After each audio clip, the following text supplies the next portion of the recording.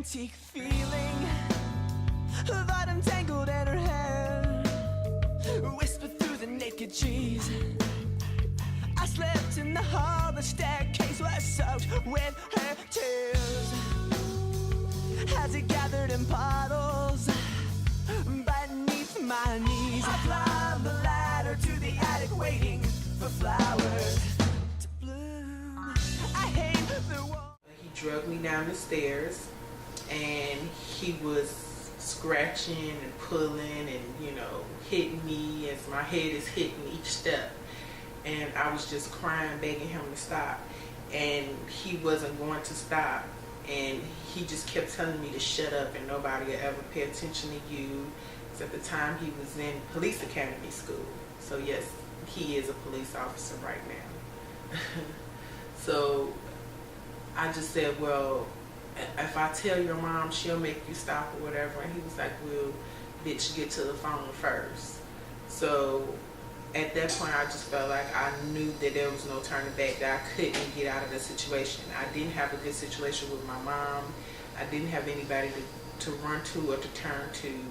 How is your heart today? She asked, thumping, thumping. I wouldn't say anything, and if I were to say something, it was probably because I was asked, but then again, I would still not be sure if I could confine in them. So I don't know.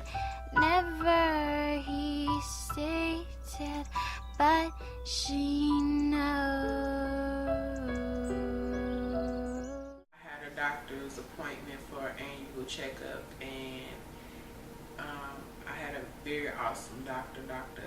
Goodman, very nice older lady. She had done a few of my procedures previously where I've had tumors on my uterus, and we had formed a really good relationship.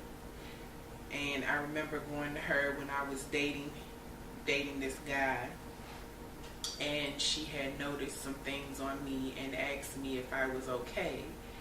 And of course, by the relationship that me and her had, I felt very comfortable in talking to her about what happened.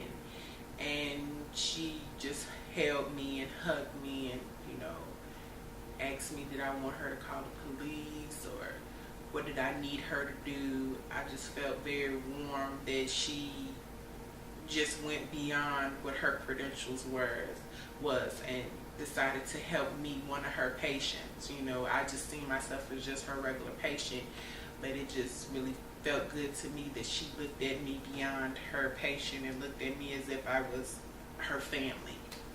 And I remember that day that she took a few steps above her credentials, and, you know, she called him and told him that he better not ever put his hands on me again. I know that every doctor in America is not going to do this, but it just really felt good to the fact that she went the extra mile to help me out. And she did stop him for a few days because it wasn't too long after that I had left him, but that did stop it for a few days, but it did start back up, of course. But she was that doctor, that voice for me to first tell me that I needed to wake up. She was the first person, Dr. Goodman.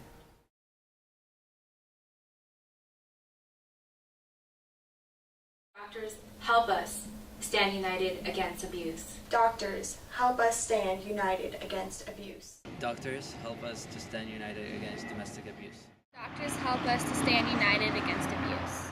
Doctors, help us stand united against abuse. Doctors, help us stand united against abuse.